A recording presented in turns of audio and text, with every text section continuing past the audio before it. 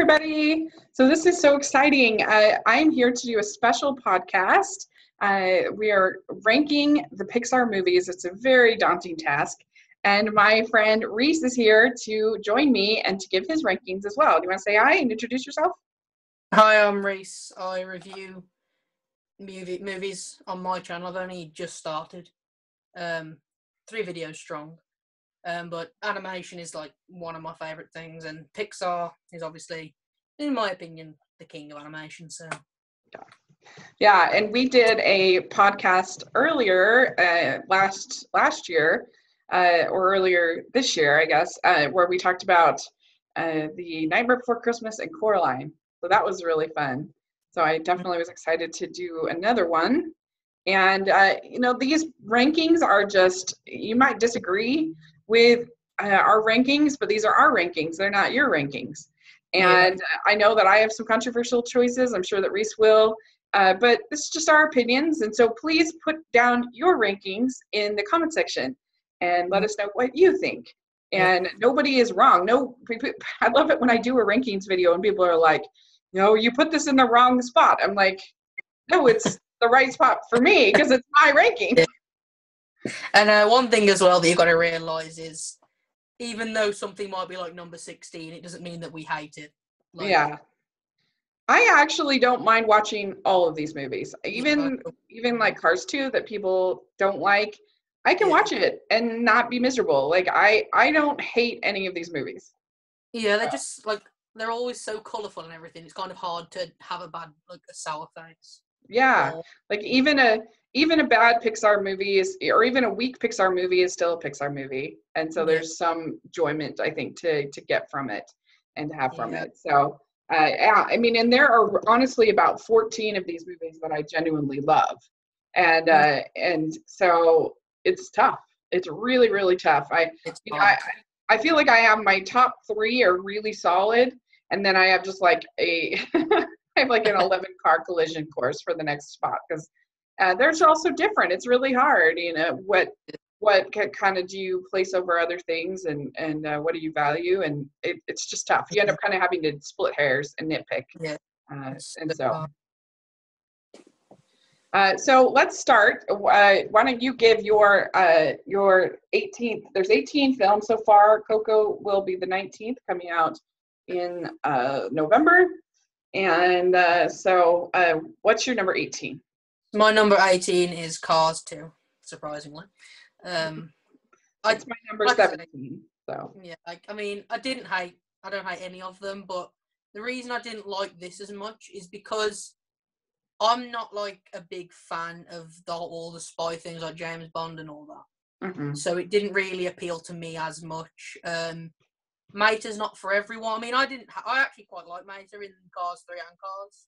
Mm-hmm. But I think having him as a lead, it just didn't work that much, because I don't think Larry the Cable Guy is for everyone. Like say for example, I don't know, like in Inside Out, Lewis Black as Anger. That I think that could appeal to like almost everyone, but someone like Larry the Cable Guy, I don't think he does as much. Right. Yeah, I agreed. And I don't know, I've never really emotionally connected to them that much, like the Cars films in general. Just because, I mean, I don't know why it is that I don't like them as much. I just like the other ones more, I think.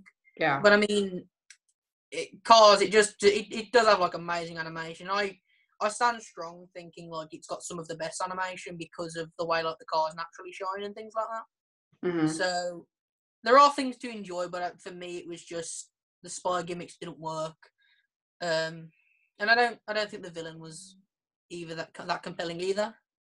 Yeah, I think that the pluses on this movie is I think that the cityscapes are amazing. I think Tokyo and Rome and London look amazing, beautiful.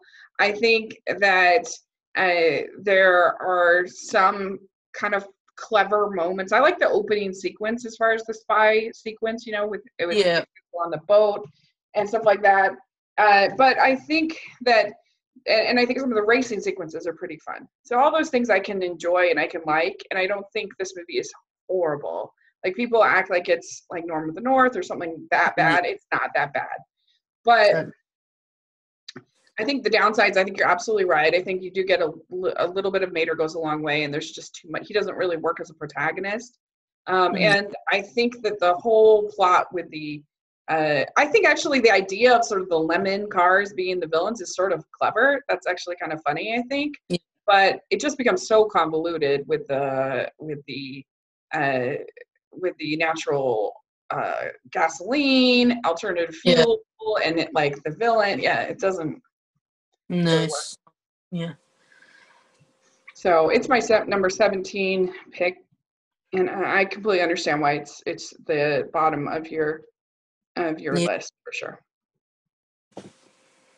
So my worst Pixar movie, because I do feel like at least Cars 2, it sets out to be a spy movie in the world of cars, and that's what it is. Like, when the opening sequence, it tells you exactly what you're going to get, and that's what you get. And I think that Brave is a weaker actually, because I think it makes that, which to me is a massive flaw, is the first like 15, 20 minutes, it sets up that this is going to be a swashbuckler, this is going to be exciting, they're going to be storming castles, she's going to be a warrior, this is going to be so exciting. And then it just becomes this like brother bear domestic dispute kind of thing. And I don't think the humor really works with the brothers. I think it's just, I don't know, I just don't really like it. And it's gorgeous. And I do like Merida as a character, and I think some of the lessons that they learn are good. And it's not like, I don't know, I can watch it and enjoy it, but I just think it's very frustrating, because especially if you include the trailers, it just doesn't deliver the movie that they promised. And it was very disappointing. And I think it's just frustrating for that way for me. Well, the thing that kind of confused me with Brave is I think what they wanted to do was kind of make this like princess not like a damsel, and like when you see like the bow and arrow scene with when she gets those princesses to do archery, they're trying to set her up to be this really independent woman, but yet in like the two main battle sequences of the film, she's being like defended by someone else. Yeah, exactly. Which is like, it kind of contradicts itself, which is a little bit weird. But yeah, she never really has like a good like battle scene with her archery where she gets to like defeat anything, like it's all in sort of competitions. Yeah. Kind of, and it's supposed to be great that she sort of doesn't end up getting married, but like, I feel like the way they handle that whole thing in Mulan is so much better. Because Mulan's expected to go to the matchmaker, she's expected to marry, and I feel like the way that Mulan sort of is obedient, but is also still herself, and the way that story, I just think that is much more effective and kind of the same plot device. And I do think that some people are a little hard on Merida and saying that she like wants to like hurt her mother or like kill her mother, but that's not true, because she doesn't know that. She just knows she wants to change her fate. Like, she doesn't know that's going to happen, and that her mother's going to be turned into a bear. Yeah. Like the whole bear thing. The only time I ever laughed in the film actually was at one of the bear parts, and that was when like her mother as a bear was trying to eat fish with a knife and fork made out of sticks. That was the only part that made me laugh. Yeah. Like her brothers, I think there's some nice moments between her and her dad. It's nice. And again, I don't mind watching it. I think it's a fine movie, but I just that setup is so strong, and touch the sky and she's climbing the mountain and everything, and then then he just falls down. Oh, that's yours. Yeah. So. All right. So number 17 for me is Cars 2. What's your number 17? My number 17 is the first Cars. Okay. That's my number 16. So the reason it's the first Cars is because the one, like, I didn't like Lightning McQueen at the start. I know you're not really supposed to like him until, like, he figured, like, you're supposed to, like, realise that he's arrogant, and then he figures out, which makes you start to like him. But the one thing that always confused me is Chick Hicks is the villain, and he wants to win the race, which is exactly the same as Lightning. So it's kind of like the protagonist and the villain want the same thing, which is, I don't know, it's a little bit weird to me. And I know Chicks does play dirty for it, but I don't know, it's just always a bit confusing to me. Yeah, that's a good point. That's a good point. I guess I don't really see him. I just saw him as sort of his competitor. He's not like a really strong villain. It's not a movie that really has a strong villain. I think what's nice about that movie, even though it's number 16 on my list, I do like it quite a bit. It's a movie that, is about sort of small town life and how we sort of what we've lost along the way. And I think that's a really nice message. The thing that and it is beautiful. It's gorgeous. The thing that I think weakens it for me is that it just is kind of slow. Like, I actually prefer the pacing of Cars 2 compared to the pacing of Cars 1. I find myself getting kind of bored when I watch it. And like, there's just so many, that they have these loving scenes of small town America and driving and stuff, but it just, they kind of make their point and then they sort of lay there a little too long. Yeah. But I mean, there is a lot to love about it. Like, the score is just the best. And then, like you say, it's really, really nice. And one of my favorite Pixar moments ever for like comedy is the pit stop scene right at the end where Luigi just like instantly does all the tires. Like, that part makes me laugh so much every time I see it. Yeah, well, and you do get a nice character arc from Lightning. Like, he does change and he grows, and I do love the music. I completely agree. So good. And just some of those sequences where they're talking about the things that we've lost. And I think that's really good message for kids to know, like, what has happened. And so I do think that the movie has a nice heart. It's a solid movie. It's entertaining. It's just a little slow for me. Yeah. That's why I have it at 16, but it's good. Okay. So what's your number 16? My number 16 is Brave. And there was the only thing that really confuses me about Brave, right, is like, you know how her mother turns into a bear because she cut the tapestry? Like, well, her mother turns into a bear because she eats the pastry. Well, yeah, but like when she turns her mother back, she has to repair the pastry, doesn't she? Oh, right. The one thing I've never understood about that is like why does the other bear then get freed because of that tapestry? That's the only thing that's ever. The other bear get freed? Yeah, his soul comes out. It's like you see like a man come out of him, like.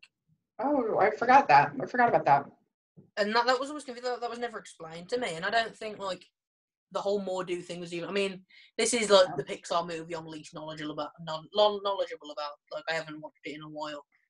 It's amazing the movie turned out as good as it did, with the changes of directors and the complete rewrites and the mess that it was. So it is amazing that it's like watchable and entertaining. But yeah, I agree with you about that. And the whole thing of it's a movie without an antagonist again. Like, and if you're telling a princess story, it should have a villain.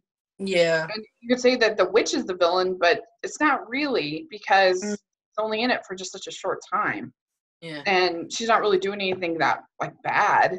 And I like the witch a lot. What's that? I like the witch quite a bit. Yeah.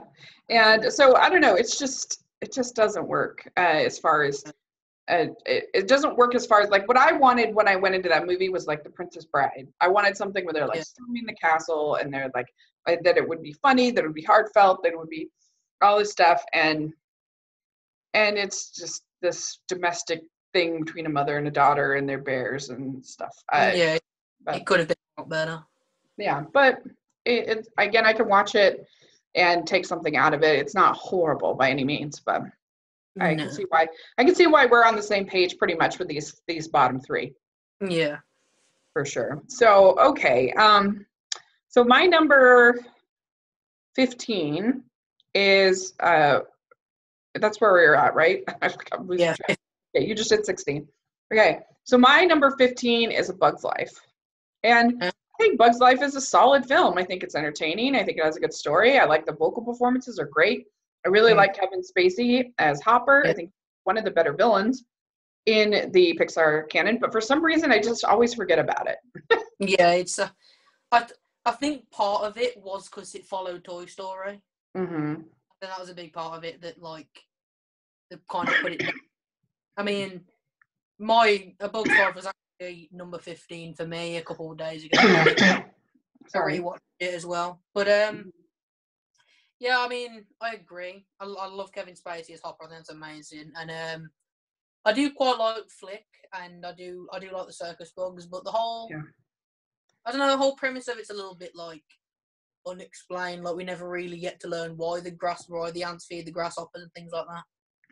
Like I think because the grasshoppers are so big and so intimidating that they do that, but it's just like the way it's always been.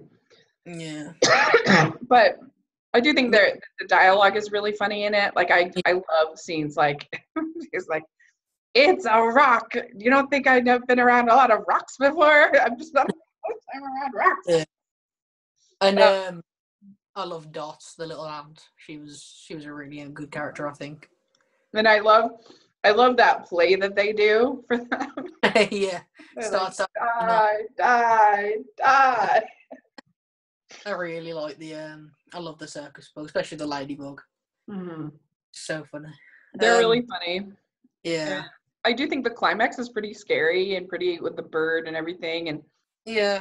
So it works. And I think the animation holds up. I think it looks good. Yeah. And I think it's also sort of hurt by the fact that with the comparison with Ants, because some people like Ants better. Some people like Bug's Life better. I haven't actually seen Ants. I like Bug's Life much better. Although I think Ants is it's entertaining on its thing, but I prefer Bug's Life. But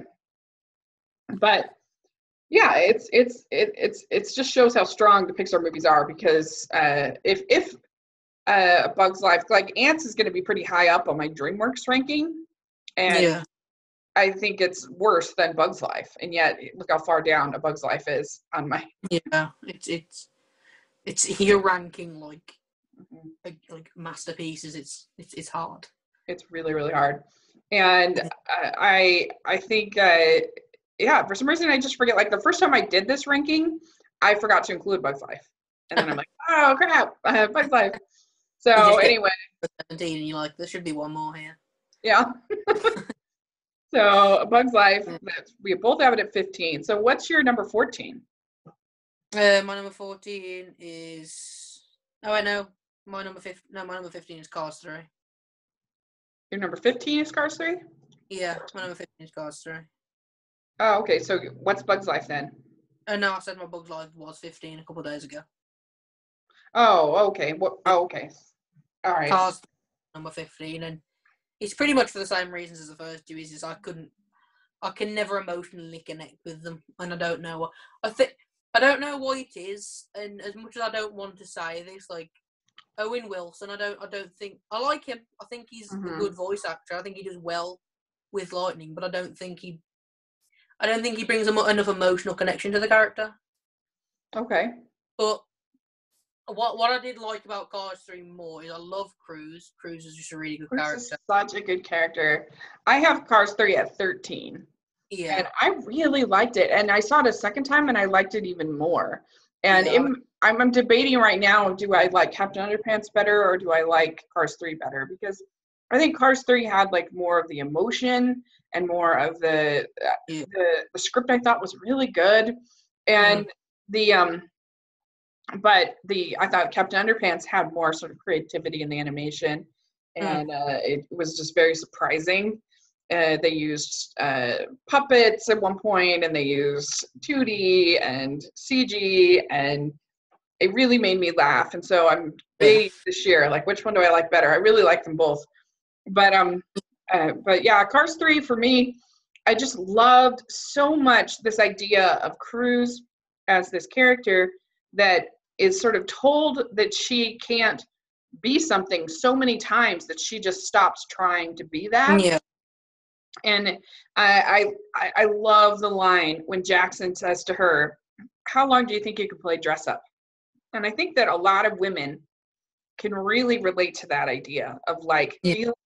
feeling like you're sort of playing a part in Yeah. the world, and feeling like people aren't taking you seriously compared to the men, you know, that somebody will, that you'll make the exact same suggestion or the exact same type of idea, but if it comes from a man, then they'll listen, but they won't Yeah. listen to you. And it's sort of this feeling of like, how long do you think you can play dress up with the big boys, sort of thing. And I love that line. Yeah. And the ending I thought was so like effective, that Yeah. you sometimes have to sort of thrust people in order to make change. You kind of have to thrust them into it because you accept the life that you've been given. Like that's how you cope. That's how you Yeah. stay a happy person. Otherwise, you'll just be so depressed all the time. I mean, And, I just didn't expect the ending of Carter. I really didn't expect that to happen. It was a really good surprise. And one really thing about as well is like when you have that scene on the highway when she tells Lightning, like, "Do you think I always wanted to be a trainer?" Yeah. That seems really powerful because at the start of the movie she seems really happy. Right. And like kind of for similar reasons of like Mike Wazowski and why his character's really like why you respect him a lot in Monsters Inc. is because even though they didn't achieve their dreams, they're still living life in a happy way. Right. I think it worked with Cruz as well, and I don't know the voice actress who does Cruz, but yeah, Cruzella, her name's Cruzella Alonso, and she's great. Yeah, I really like her a lot, and I think that they handled Mater the right way. I think they could have maybe brought in a little bit more of some of the other Radiator Spring characters, but and for me, I also love seeing Rusty and Dusty, who are voiced by these people called Tom and Ray Magliosi, and they did this radio show that I loved. And Tom, I called Car Talk, and Tom has passed away, and so for me, it was really like meaningful to me to like have more of them in the movie. And also, you know, to have Paul Newman back, like that was just so amazing how they found that dialogue and they made it work. Yeah. So it was.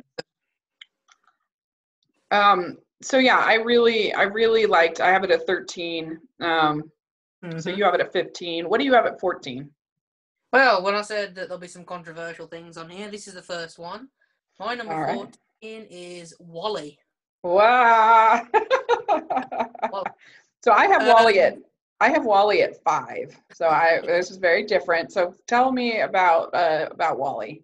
Okay, well, the first thing that, like, I know people have opinions and you're not supposed to, like, really hate people for their opinions, but this might be something that people hate me for, and I get so bored. And you know, everyone like always says, "Oh, the first 30 minutes are like a silent movie."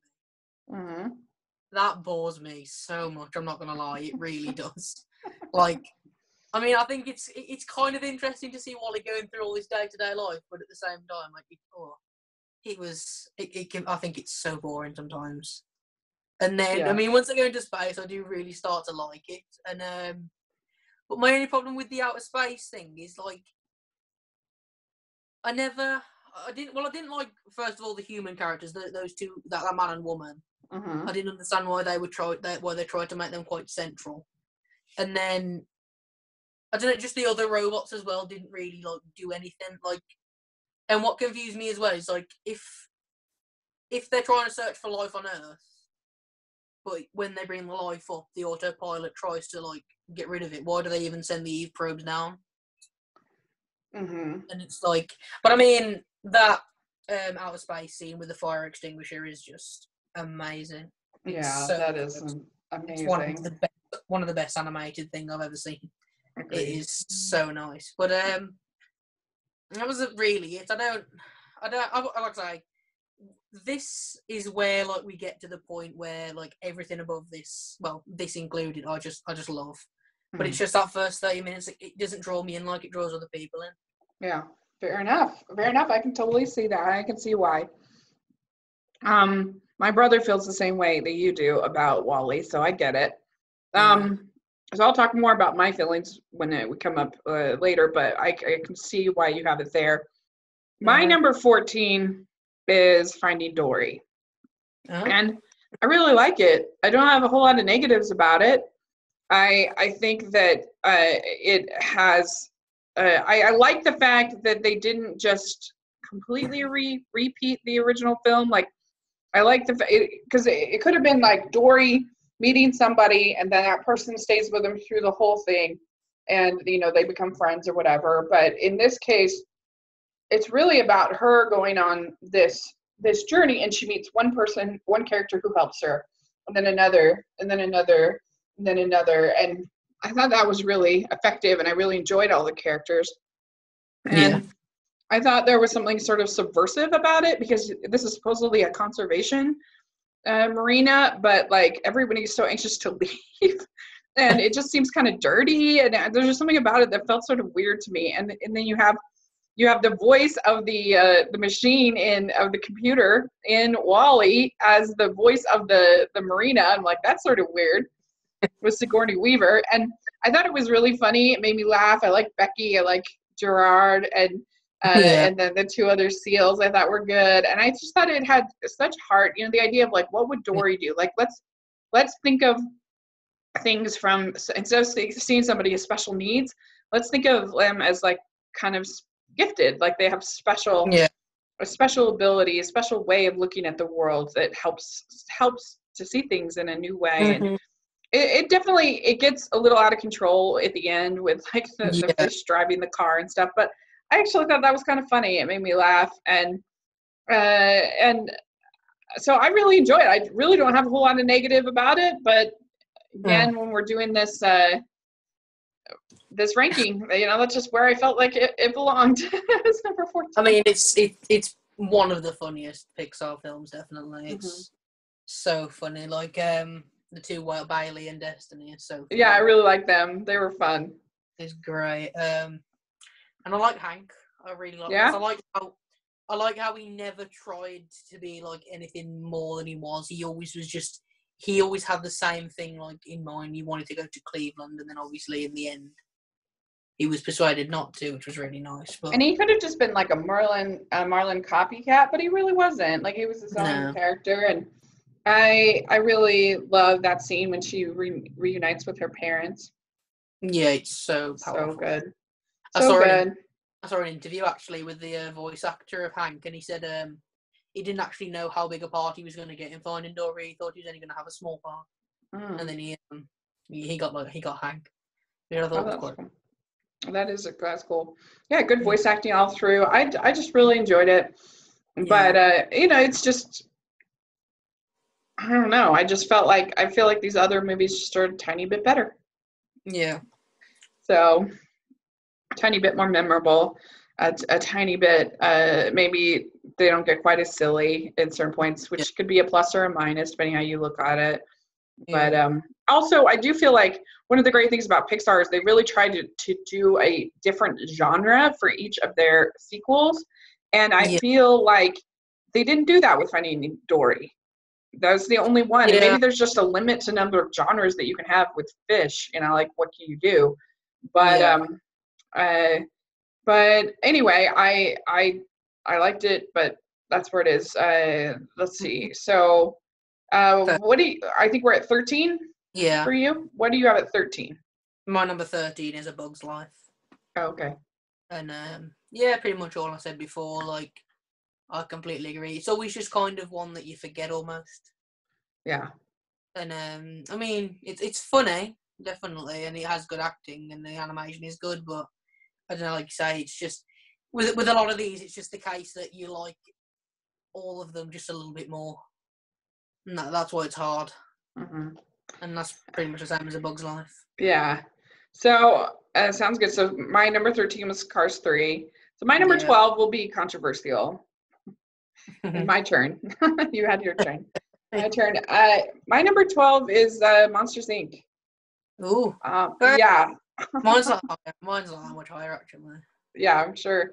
I love it. I love it. I think it's a really fun movie, and I think that the voice acting is great, and I think that the getting Boo back is a good storyline. I like the whole concept of this world of the monsters. It's so clever, so brilliant. I mean, Pete Docter is just like amazing creative director. I love his movies. But I think that Boo can be a little bit too uber cutie, sometimes just be a little grating. And I think that as far as sort of the take the baby, there's been a lot of movies about the character that has to take the baby back to, that has the monster. Even the Ice Age that's basically the plot of Ice Age. There's a lot. So I really like it. But I just like these other movies a little bit better. And I know people will think I'm crazy for liking Monsters University better, but I just feel like that movie gets to an emotional core of the characters that you don't get in the first one. And it's such a unique movie with unique character development that I really appreciate. So we'll talk about that more later on. But anyway, so for me, Monsters Inc. is number 12, even though I really enjoy it. Yep. So my number 12 is not Monsters Inc., it's Monsters University. Yeah. And, I mean, this was, if we did this last week, this would have been below brave. But after rewatching it, like you say, it makes you respect Mike more because he seems quite happy in Monsters Inc. So to know that he's gone through all this in his life. Yeah. It's hard. I mean, the only scene I didn't really like that much was when they kind of broke into Monsters Inc. That scene was it. I mean, it didn't really do anything bad, I suppose, and it was quite funny when Squishy's mom was listening to that heavy metal. But I mean, other than that, that scene didn't do much for me. But I liked Sully as well because I liked how it didn't just show them as best friends from the off. Right. And like that, but then things like the scare games. The only thing I really enjoyed in the scare games was I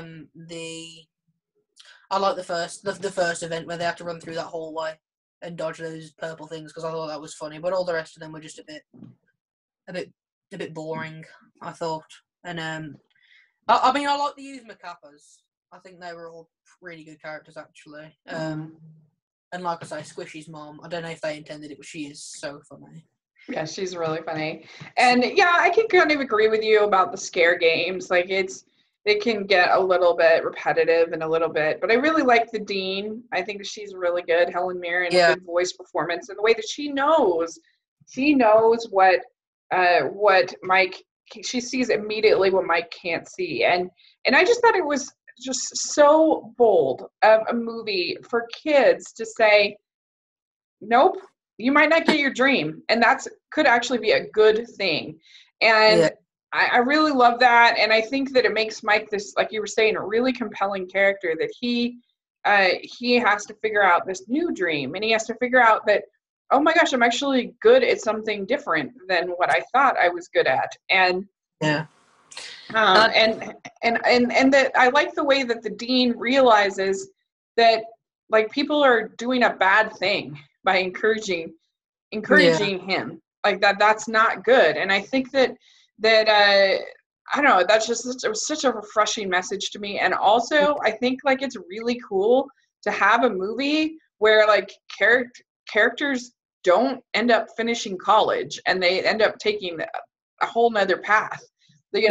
How many movies for kids do they basically say get a job, don't finish college? I think that's really cool because you know what, college isn't for everyone.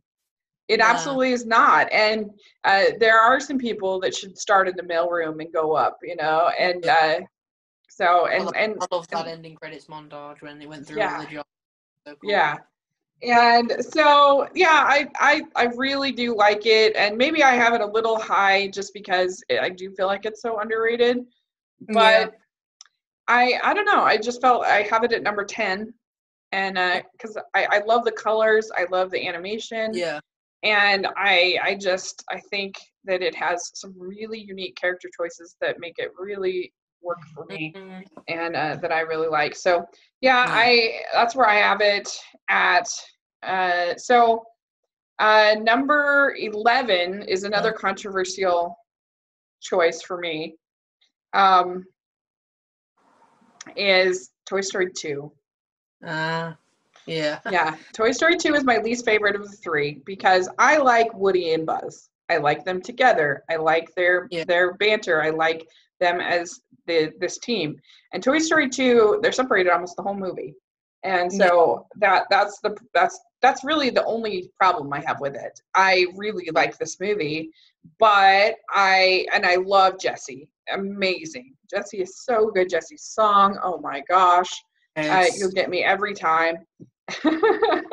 It does have the most plot holes of any of the Toy Story movies. Like, mm, uh, did it makes you think because Buzz thought that he was a space ranger, and so it makes you think, did Woody think that he was Woody from Woody's Roundup when he was first? Do yeah. all toys go through this, transition Yeah.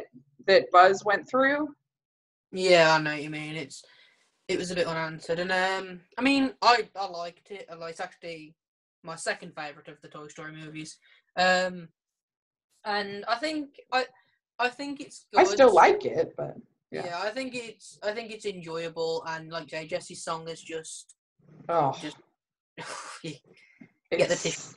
it's Yeah, and one thing I really liked about Toy Story was right at the end when they had that like other Buzz and then Zurg, and then you had that yeah, like it is really funny. I thought that was quite funny, and yeah, but I mean I'll talk more about it when I get onto it. Yeah. Okay. So yeah, I have it at 11.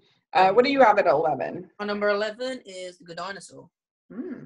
I'm glad you And have it higher. Like most people, I think yeah, have it in the bottom three, and so I'm glad you have it higher because I think it's one of the more underrated films I think I've ever seen.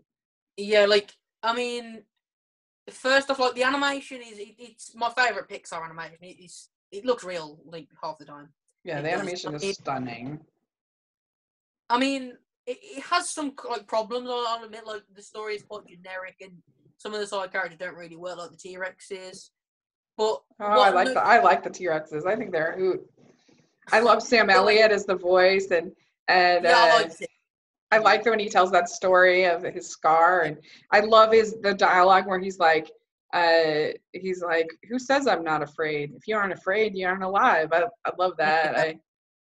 Yeah. But So like one thing that no one ever got, like all they say about is like, oh, it's just the generic show, but no one ever talks about the relationship between Spot and Arlo, and I like love it. it's so good. Like that ending makes me. It's probably the most I've ever cried when he has when they say goodbye. It's so hard, and then it's got like I actually made like a ranking list of my top 10 Pixar moments, and like my number 4 moment was that beach scene between Arlo and Spot. Like, because Yeah, it was just so unexpected. Because that was like the first bit of real information you got about Spot, and like it just kind of hit you really hard around the face, and it didn't care about hitting you hard because like yeah, it was very emotional. It's one of Pixar's most emotional. Honestly, it's hard, and like I think Arlo's a really relatable character because it's not that he doesn't want to do the things, he just that he can't get over his fears, and right. that's what I really like. And I Me think too. I really like. I think it's relatable as well. I think it's really relatable. Yeah, So I think so too. I have it at 9 at the Good mm-hmm. Dinosaur, but I really do love it. I was shocked when because I watched it and I loved it, and I was expecting everyone else to love it. And it has a fairly high Rotten Tomatoes score. It's like 75%. But I was just shocked to how many people like had it as their least favorite Pixar movie, had it in their bottom because and people were saying it was a bad movie. People were saying it was a horrible movie, and Yeah. I just disagree. I thought it was moving. I love the way that Weather is like a character in the movie, and Mm. like Follow the Storm. I think that those pterodactyls are so creepy and so scary, and I think that I just buy that relationship. To me, it had an old fashioned feel to it that Pixar has Yeah. never really done. It felt like Dumbo to me. It reminded me of Dumbo a lot, and I really think you could compare Arlo and Spot to Dumbo and Timothy Q. Mouse. Yeah. I love that part with the pterodactyls as well, where they're like their wings are coming out the top of the sky like Jaws. Yeah. That's so smart. So Yeah. I just feel like it's so underrated. I don't mind. A lot of people complain about the character design. I don't mind the character design. It Yeah. works for me. I don't hate it. So I don't know. I really do love it. And I definitely feel like it's it's one of the most underrated animated films in my opinion. I Also, really do love it.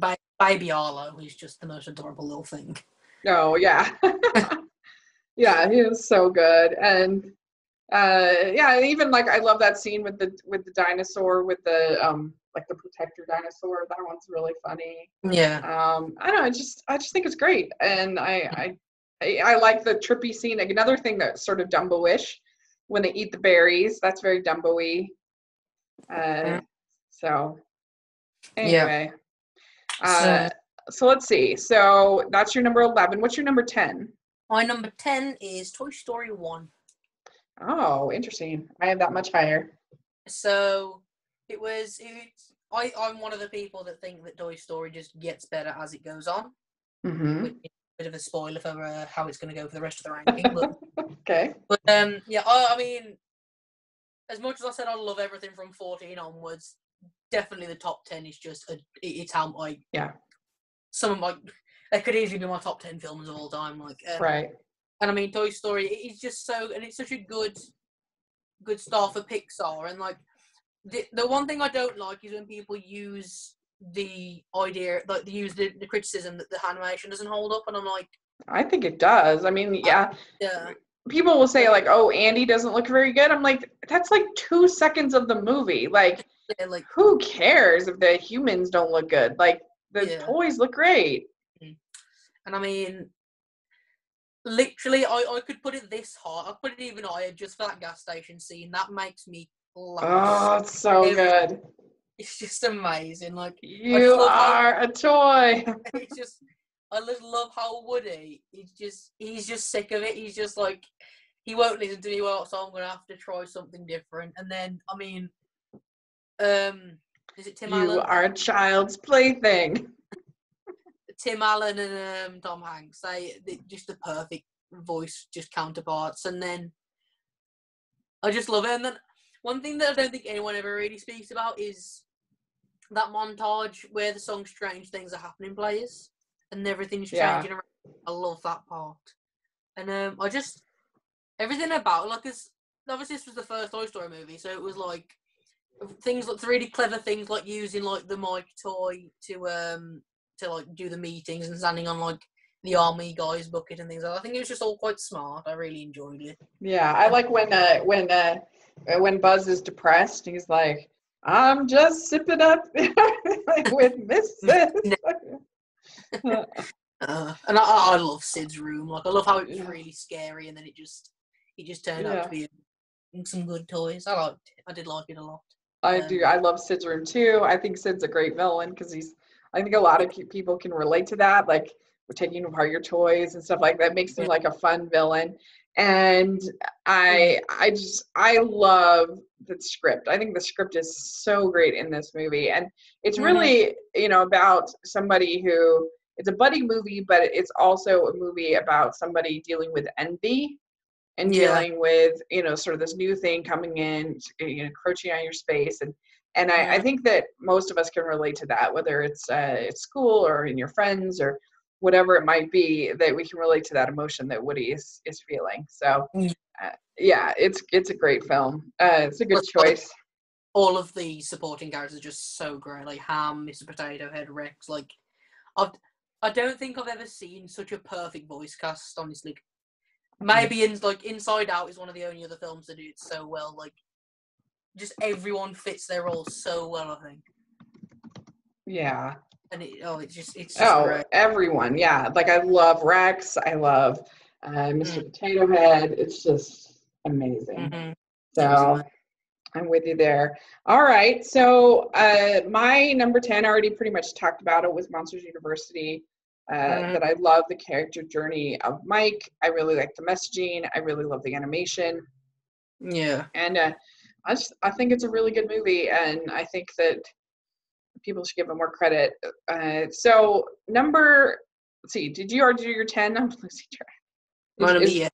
Toy Story is number 10. Okay. So number 9 for me is The Good Dinosaur. We already pretty much covered that about what I love about it. And I do also love the firefly scene. That's just so beautiful. And isn't it? Mm-hmm. So, so that's number 9. What's your number 9? My number 9 is Monsters, Inc. Okay. And pretty much all I said it all, like, a lot before, but one thing as well that kind of put me off as a kid is because I hate spiders. I've got a really big fear of spiders. And okay. I Mr. think Waternoose. Yeah, I think sometimes he was a bit creepy, but yeah, and I think some of the jokes did work because Billy Crystal, actually, who plays Mike, he was originally wanted to play Buzz, like, by Pixar, but he didn't think that the animation, he didn't think that Toy Story was a good idea. So interesting. So yeah, but then obviously it took off, and then so did the next 2 films. So he come back for Monsters Inc. to play Mike, and yeah, it is just such a good film, and I absolutely love that ending sequence with the doors, and like it's a big roller coaster and things like that. And I do just love it, and like I always thought it was kind of a cliffhanger with like the end, like when Sully opens the door. I always thought that was kind of a cliffhanger, and it would be cool, like, yeah, seeing another film. I don't know if I would like another film now after Monsters University, but I mean, I've actually seen someone make the argument like I would have preferred to see a sequel rather than a prequel. I mean, I don't agree with that, but I mean, it was just a good movie, and I love Randall as the villain. I think Randall's a great villain. Randall is a great villain. He's very, very, very. He's very chilling. He's very scary, and I do think that it is kind of a surprise. Like, now we've seen so many movies with the villain reveal that I'm just sort of bored with it. But I hadn't seen as many back then, and so when Waternoose ended up being the villain, it was kind of a surprise. So it worked. And good choice. Then, so my number 8 is Toy Story 3. And I love it. I think it's great. I think this whole take on a prison escape movie is really good. It has some really wonderful, you really feel like this group is a family, and that you're just so invested in them at this point. And in Lotso, I think, is really scary, really, really well done, well voiced, great villain. And I think that Buzz and his Spanish mode is hilarious. I think that the Ken and Barbie is hilarious and really great. And the only part, I mean, you have this scene in the incinerator, and it is a very moving scene. But I think maybe it's the first time that I think, maybe the only time that I think Pixar might have played their hand a little bit too hard on the emotion thing. I think it's just, and maybe part of it is because my nieces hate that scene and hate that movie. They don't hate the movie, but they don't like it, and it's too much. It's too upsetting. It's too, to have our characters almost be burned alive. It's just too. I just think it's too much. And they could have had them. I kind of wish they had. Like, I understand, because a lot of people really love that scene and find it really moving and emotional, and it is emotional, but it's almost too emotional. I think it's just so that's my only real flaw with it. I think the ending is perfect. I love it. I like the idea of sort of them moving on to Bonnie, and I think that I think especially as well because like we did obviously it was the first time that Pixar have reached a trilogy, so we didn't know whether it was going to be a fourth one. So that incinerator scene was so perfectly placed. Like, because I personally genuinely didn't know whether they were going to get out of it or not. But obviously, I'm glad they did. Yeah, it's very believable, and it's very intense. And I don't know, I guess I just think maybe it's a little too intense. I agree with that. But it's very good, and the animation is stunning in it. It looks so vibrant. It looks so bold, and so I do love it. But I ended it at number 8 for me. What do you have at 8? My number 8 is Toy Story 2. And, I just love pretty much everything about Toy Story 2. The only thing I've never understood about Toy Story 2 is why Bullseye can't talk. I mean, it doesn't really affect the plot in any way, but it's always but it is just a really funny movie as well. It's got really nice heart. And, I mean, I love how, like,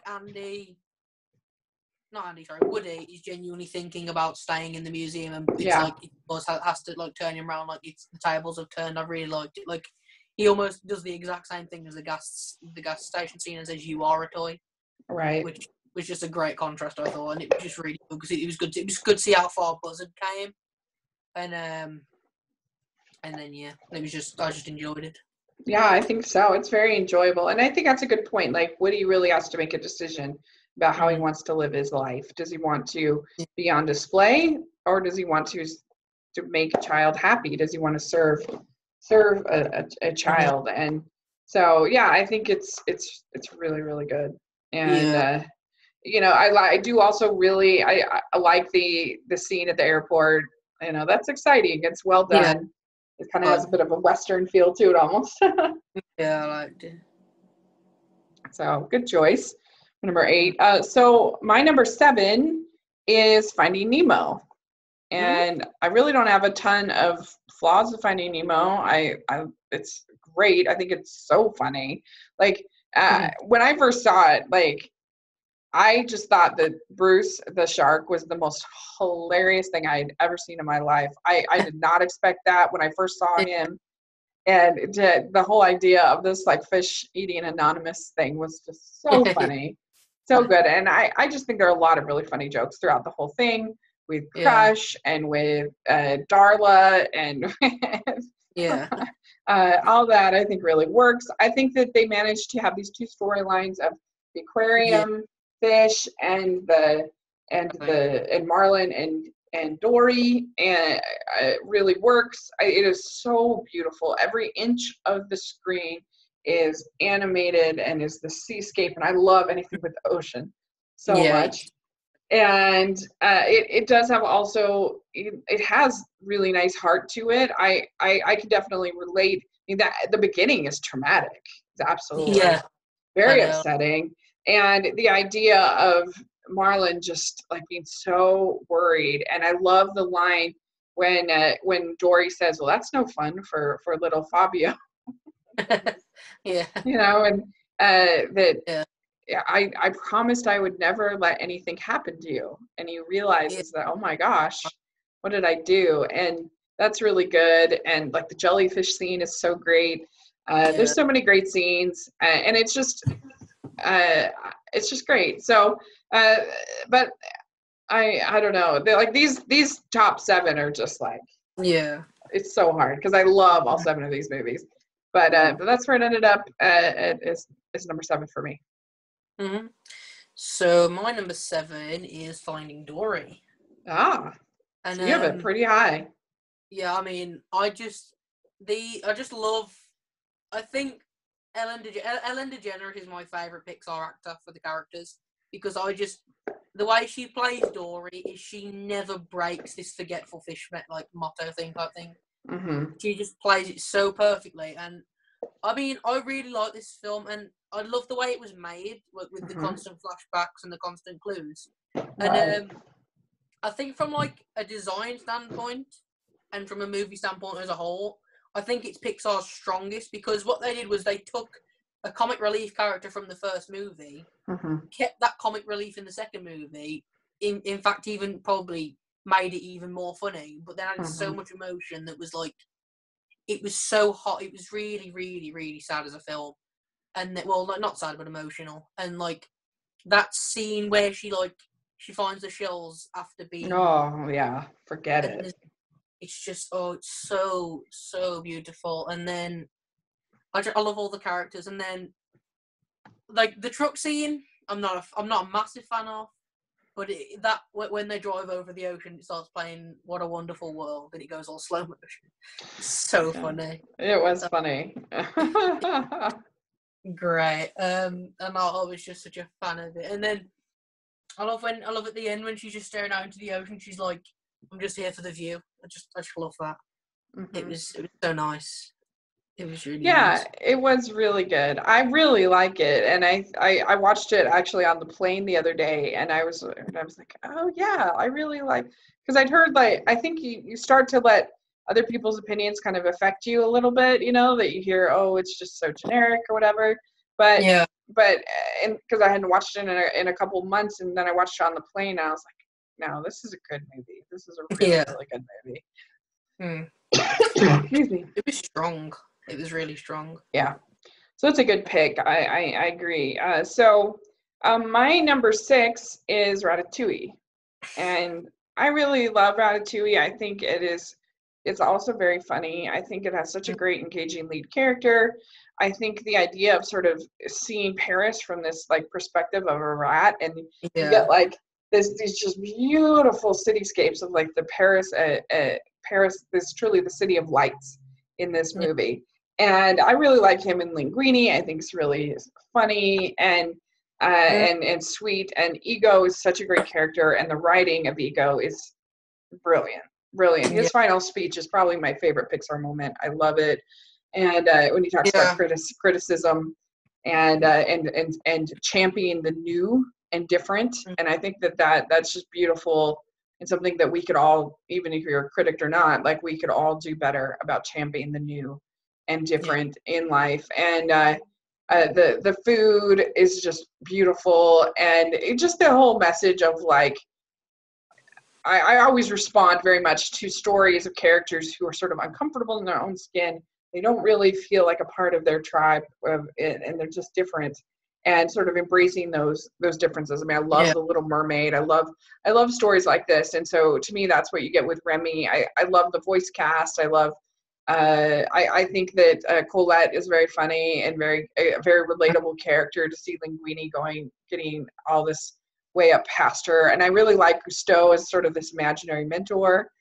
You know, what can I say? I'm just a figment of your imagination. And so, yeah, it's 6 for me. Yeah, so my number 6 is, when we finally agree on one of them, it's Ratatouille. All right. Yeah, it was... I'm not going to lie. The way you forgot about A Bug's Life, I kind of forgot about this when I did for my third ranking, and then I rewatched and I was like, how the hell did I forget about this? Yeah. I love it, and I love Chef Skinner because he's not like, he doesn't try to be villainous. More like, I mean, if anything, he's kind of like a good guy for trying to get the rats out of the kitchen. But yeah. I love how they portray that in a villainous way, and it's just so good. And like I said, I love seeing Remy as this rat who's really good at cooking. Don't know how that's possible, but you know, well, it is. I mean, I saw someone like critique Ratatouille the other day. They said it was really bad because it makes restaurants because there's rats in there, and I was like, oh, good grief. And it's like, no. And I love that final scene as well when all the rats come to help. I really like that, and I love Anton Ego because like throughout the whole film we think he's this really hard back person, but then like after seeing all these rats, he's still he's willing to lose his job just because of how good this rat can cook, and I really like that. And like you say, that ending. Me too. And I love that when he eats the ratatouille and it just like zooms up on him and you see the childhood him. And I can certainly relate to that whether it's food or a movie or something like that, where you just have this experience. I mean, I know people say like, oh, my childhood, you're ruining my childhood. That's lame.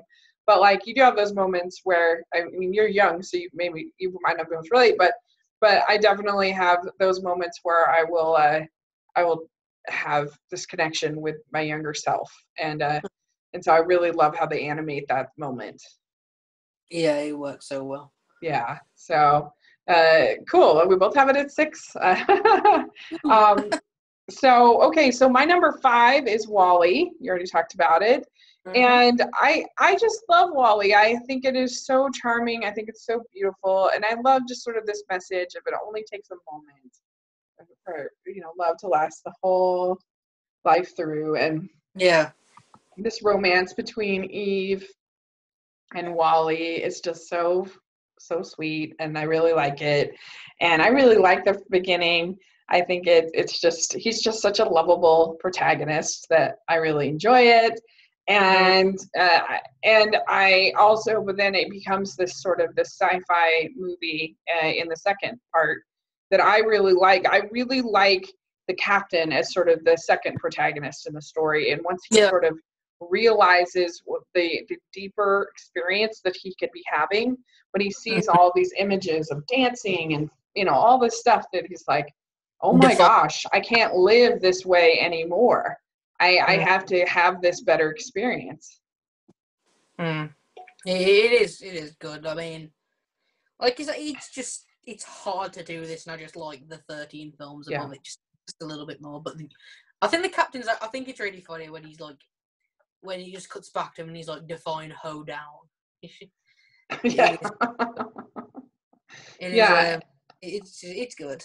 It is. Yeah, good. and I think that they just put that in as sort of this like safety mechanism, and the machine just kind of gets a mind of its own, sort of like in the movie 2001. Like it's definitely borrowing from that. It looks the computer, it looks a lot like HAL from 2001, and it's sort of a similar kind of experience. And and you're absolutely right about the fire extinguisher space dance is spectacular. It's so great.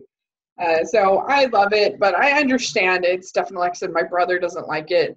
So I can understand that some of the pacing might not be for everybody, but I just think that WALL-E is one of the most adorable characters that they've ever designed. That's seen at the end with the eyes as well, how they just start moving up and down.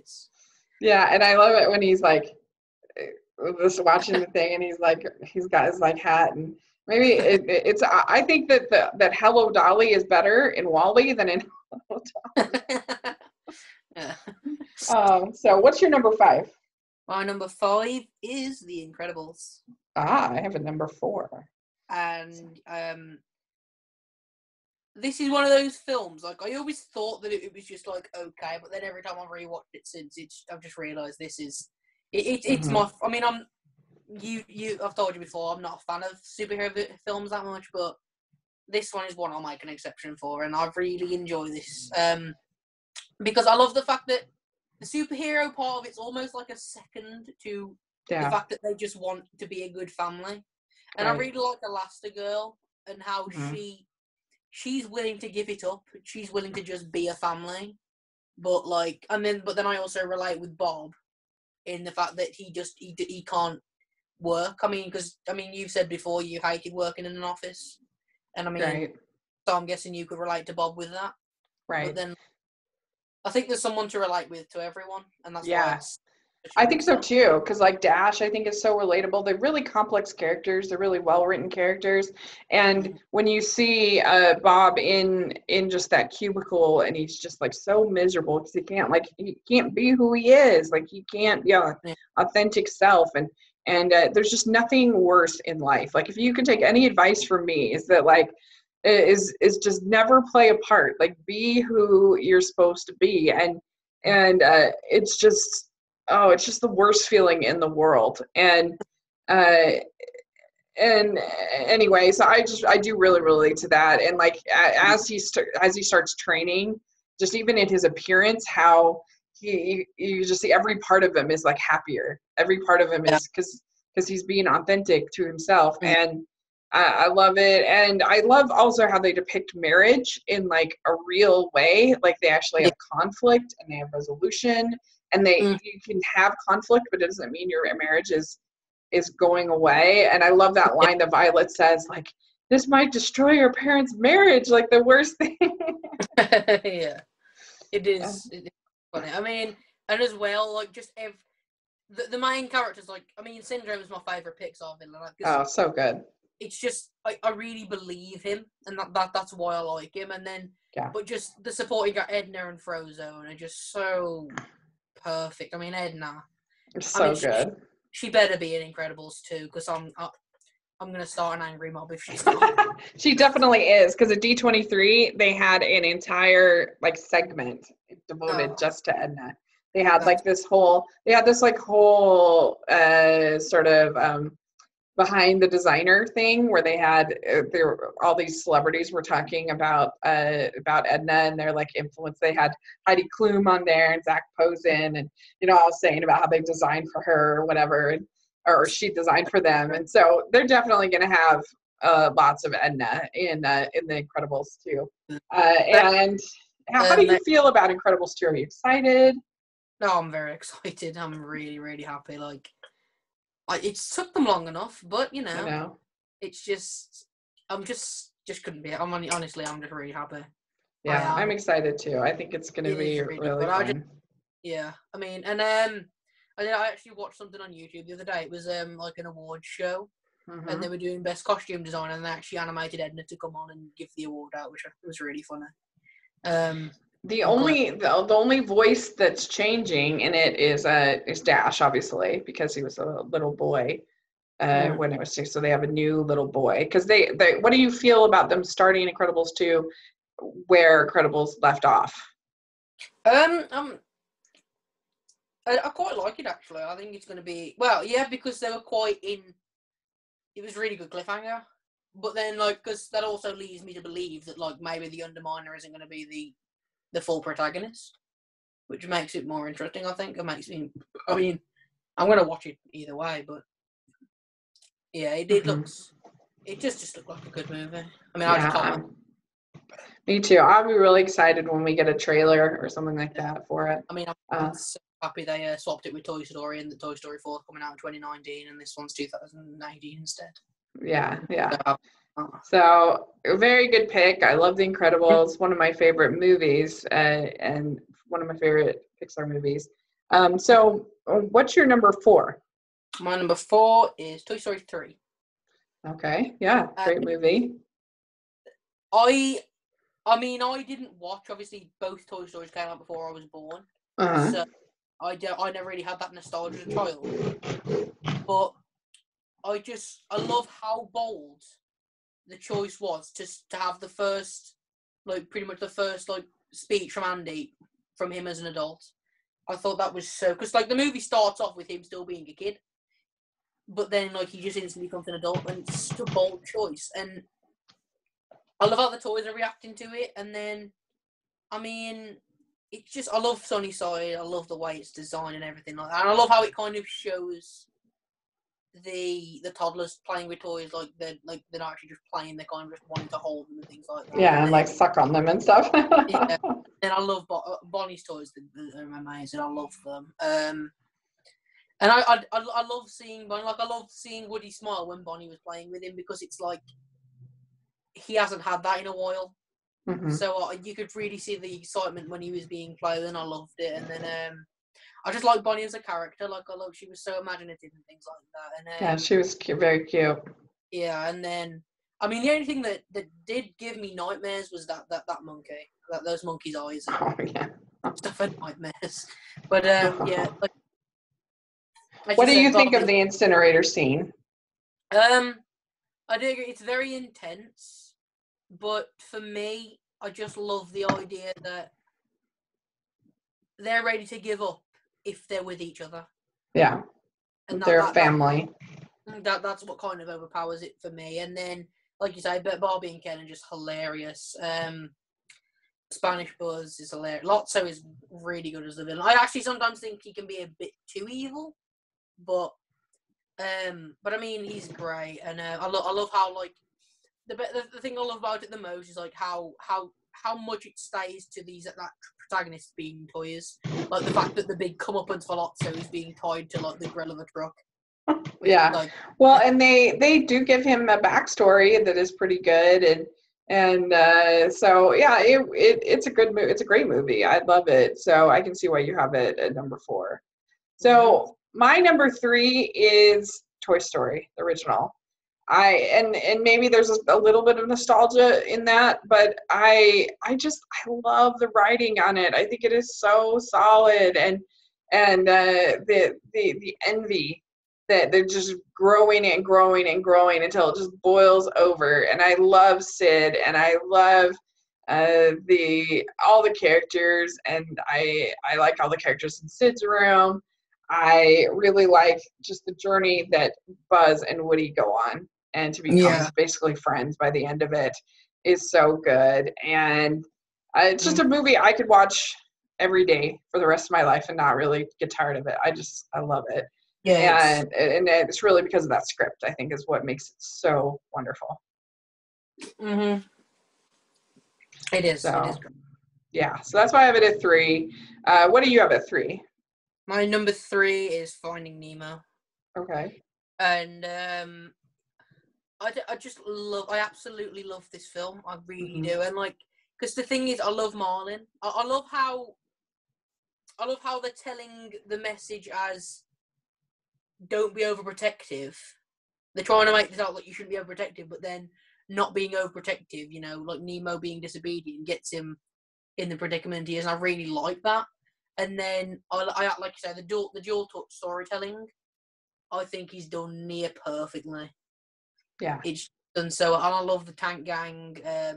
Crush as well. The Sea Turtle, he's great, voiced by Andrew Stanton himself, is just amazing. Bruce, and like I say, just Dory. I love how she never breaks character. It's perfect. I really just do. There's not. I can't really say anything bad about it, really. And it got even better the other day because I realised I didn't actually know that Jeffrey Rush voiced Nigel, so that made it even better. Oh yeah. I like Jeffrey Rush, so that Yeah. made it even for me. So yeah. Yeah, it's great. It's so entertaining on every level. It's funny. It's touching. It's just a wonderful adventure. It's just a great movie. So I think we might have the same top two, which is interesting. I don't think you mentioned either of the same ones that I have for two, but so my number two is Inside Out. I go back and forth. Do I really like this one better than my number one? But I don't know.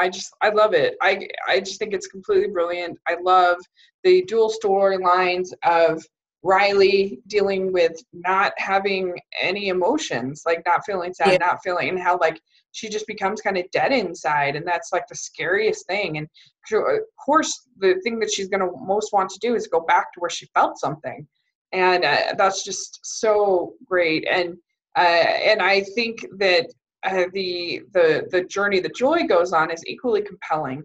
And you see her wanting at the beginning that her idea is that fun equals happiness or fun equals joy. But it takes a lot of refining and processes, and even to some pretty late in the game, she still thinks that. She's still holding on to that.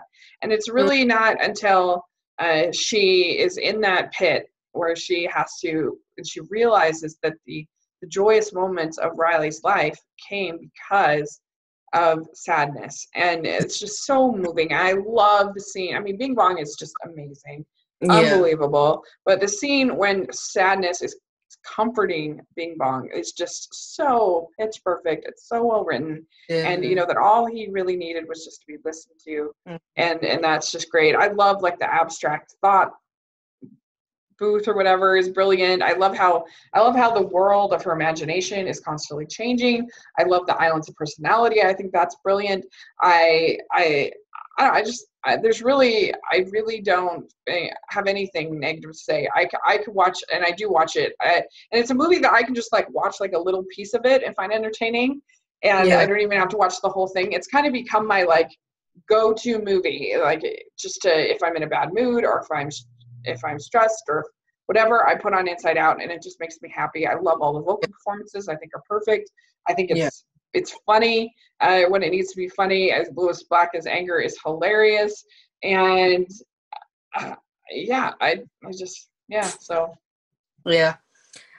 So my number two is Up, and okay. Similar to you, it's very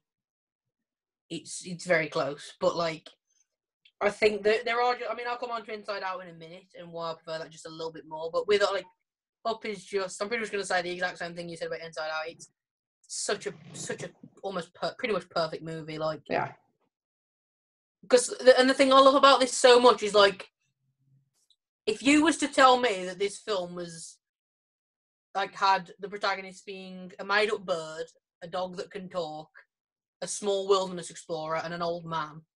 Like you wouldn't think much comes of that, but it's such a perfect like group. And then I love Kevin. He's so funny. Kevin's babies are adorable, and then Doug is my favorite Pixar character. I think he's just because I love how he's not very smart, but everything he does it to aid Carl Russell, and he's so loving. Yeah, and then I love Russell. I love how eager Russell is, like. And when he says that when he's like walking through, and he says, this isn't exactly how I expect the wilderness to be. And I like that because it kind of shows like dream versus reality, and I really like thought that was bold to do. Yeah. And obviously, like the starting 10 minutes are so good. Like it really annoys me when people only talk about the starting 10 minutes. Agreed. Because like for me, it's an emotional scene, but more emotional scene for me is when he's looking through the book at the end. Oh, me too. I totally agree. It is so hard, and I love how he's come all this way just to like at the end realize that he did make Ellie happy, and it's such a perfect story. And then like you say, it's also like really fun, and that's why Pixar is such a perfect animation one, because they manage to fit in emotion where it's necessary, and they manage to fit in comedy when it's necessary so perfectly. And it is just, they just make masterpieces after masterpiece, and it's great. It's honestly. I love it too because it's about a character that is that has like paralyzed his life with grief, and he just has all of this regret of all of the things that he wishes he could give Ellie, and that can be like a real thing. Like as you get older, like regret can be very paralyzing. And the things you wish you would talk to a person about that's gone, and the things you wish you could say. And I love the way that he just like talks to her as if she's just there. Is so moving and so beautiful. And like the people that are in our lives, they can be an active presence in our lives even if they're gone. Like our memories of them and our the gifts that they've given in our lives, that's important. And I do think it's funny. I think that it's just, I love the music. I think is perfect. I think when he finally is like, I'm going to do this, I don't care, like it's just, you just feel so much for Carl. And and so I don't know, I just love it. And I agree with you 100% that opening montage is amazing. But I love when he's looking through that book and he finally realizes that Ellie has forgiven him, that she really, like, he always knew that she loved her, but I think that he never knew that she loved him that much. Yeah. And in that way. And it just reminds me of my grandpa, and it's a movie that I could watch every day of my life and never get tired of. I just love it. And Charles Muntz as well. He's really good as a villain. Yeah, and they do have they have a plot hole that, of course, they're the same age. Yeah, that was confusing to me. But the thing is they were going to have that the eggs of the bird were like this like fountain of youth, and that's why. But they found that it just was too distracting of a plot line. It was too much, and so they were like, you know what? This movie is strong enough that people will forgive it, and it's totally true. It is just so good. But yeah, my number one is Inside Out, and pretty much all the things I said. But like what I said with Toy Story, the way it's like I love everyone around them. It's exactly the same for this. It's got the perfect storytelling, and like the one thing that pushes me over for there's two things that push me over for this. One, I love how the emotions never break character. I love that. Like, I mean, Joy does get sad, obviously, but I mean that always does like give the underlying question: do emotions have emotions? But like, it's just I love how perfect the characters are, how perfect they're casted. And I just love how clever it is, like how they do things like the train of thought is an actual train, long-term memory, the island's personality. It's just so well done. And I don't know. I thought it was really like different as well to have like a little girl who's involved in sports as well. I quite like that to have Riley hockey. And as well, this film is kind of like I hadn't watched Pixar movies. I hadn't really watched like any films properly since probably Up in the cinema. So and then I watched this because my friend told me to, and oh my god, I was in tears at the end. Yeah. Me but too. and then after that, pretty much everything I've gone back and watched, I've seen it in just a different way because I've noticed, like, I mean, it was kind of ironic how seeing this film about emotions made me realise what my emotions are, and I think it was just so bold. And like you say, when you're looking at this film about an 11-year-old girl that's pretty much dead inside, it's so hard. And then that final montage, like that final ending, that ending where she's like walking onto the bus. Oh, it's so good. It is. And when she tells her parents, "I miss home," oh my gosh, it's such a good scene. It is. I love it. It's because they've been trying to keep her to hide who she is and how she's feeling, and they haven't allowed her to be herself. And so it leads to some very scary places. And I think that this movie really, it has a really wonderful message for kids about their mental health and about their thoughts, but and them being the importance of happiness and sadness, and that their emotions actually count and matter. Because I think there is sort of this idea of like, we want kids to be happy all the time, and that we don't necessarily take the melancholy of childhood seriously. And I just love how this does that. And as opposed to, there's other movies that I've tried now to kind of monopolize off the same idea, and it just, like Trolls or like Angry Birds, which aren't horrible, but they're just not nearly as effective at sort of dealing with emotions and doing it in this nuanced way that Inside Out does. And Bing Bong is just amazing. Bing Bong. He is, because they actually left him out of all of the promotional art. So when you first met, you didn't know what to think of him, and then he just turned out to be such a nice character. Like what would just take her to the moon for me. That kills me. And then in that final scene where she's like, when she says hope, when she says she misses home, when she says please don't be mad at me, like it's so sad because she feels like she's doing something bad for missing home, and then her parents reassure her. And I mean, I love her mom and dad. I think that is one of the funniest Pixar moments, when they're in their dinner table and you get to see inside mom and dad. Yeah. It's so funny. It is just a great movie. Pete Docter. I like all of the directors at Pixar, but Pete Docter, he is my favorite. Yeah, me too. He does such good movies, and this is one of them. And so he's up. Yeah, he has not made a bad movie. I mean, like I said, there aren't really very many bad movies, but his movies have all been pretty spectacular. Yeah. And he's just, I'm so excited to see what he comes up with next. Yeah. So excited. I know there's I was hoping maybe we might get like a germ of a clue in what he's working on. We did get a pitch, I guess, at D23 about this. The director of Monsters University, Dan Scanlon, is doing a movie called The Suburban Fantasy, and it's about these trolls and gnomes, I think. And anyway, that are and there's these 3 trolls that are going to look for their father, who and find a connection with their father, and he lost his father at a very young age. And so that one looks like it's going to have a lot of emotion. It's going to be really fun.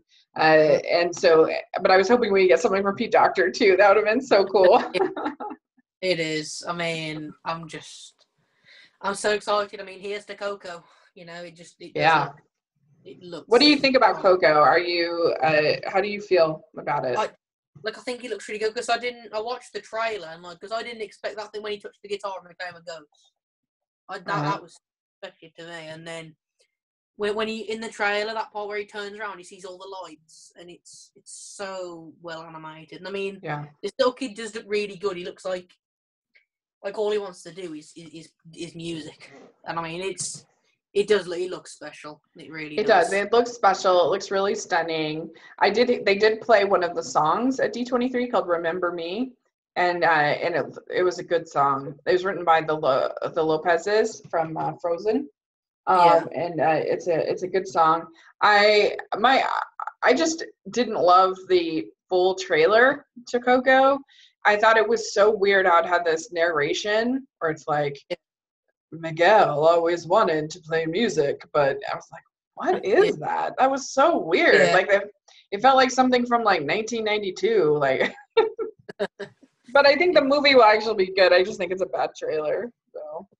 Yeah, I mean, it's I really think I don't think I'll live to see the day where Pixar makes a bad movie. But yeah, I mean, I think if we survive Cars 2 and Brave, we can get through anything. I mean, I can't imagine them making one that's worse than that. That's for sure. There's just too much talent. Yeah. I mean, yeah, like I say, it's just such a perfect studio. I mean, I actually watched a video the other day. Look, they almost, after Bug's Life, they almost lost all of Toy Story 2, so they could have ended there. Yeah. They lost all of Toy Story 2, but that's true. Yeah, but so why don't you go over your ranking? Just because we were kind of back and forth. So go over your 18 again. Okay, I'll go over mine. So my 18 is Cars 2.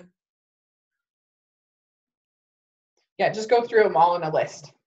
Oh, so my 18 is Cars 2, 17 Cars, 16 Brave, 15 Cars 3, 14 WALL-E, 13 A Bug's Life, 12 Monsters University, 11 The Good Dinosaur, 10 Toy Story, 9 Monsters Inc., 8 Toy Story 2, 7 Finding Dory, 6 Ratatouille, 5 The Incredibles, 4 Toy Story 3, 3 Finding Nemo, 2 Up, and number 1 is Inside Out.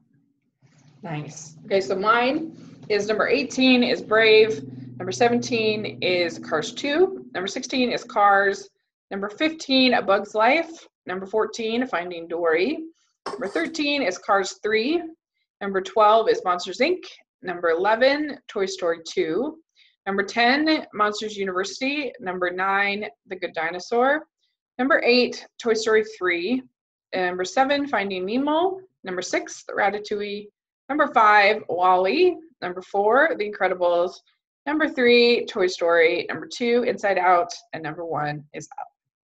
Yep. So we actually we agreed on one. So that's something to be thankful for. So yeah, didn't we have Cars at the same place? Did we both have that at 16? No, I mine at 17. Oh, okay. Yeah. Oh, right. Well, we had a lot that were pretty close together, so yeah. Oh, cool. Well, thanks so much for joining me. This was really fun to talk Pixar. There's nothing I like more than talking Pixar. So long. So tell people about your channel and where they can find you. It's just my name, Reese Taylor. Like I said, I'm only 3 videos strong, but I'm planning to upload a lot more in the future. Cool. So, yeah, that'll be great. I'll put a link down in the description and they can check it out and subscribe. And yeah, you can find me, Smiling LDS Girl, on social media. And we have some fun podcasts coming up tomorrow. I am doing an Unpopular Opinions podcast with my friend Conrado, who has a very strong opinion about War for the Planet of the Apes. We're going to talk about it. He didn't care for it much, and we're going to hash it out. It's going to be fun. And then I'm going to on Tuesday, on sometime this week, I'm going to be doing a podcast on Kiki's Delivery Service with my friend Stanford, because they are doing this thing in the States called Studio Ghibli Fest, where every month they're doing they're releasing on the big screen a Studio Ghibli film.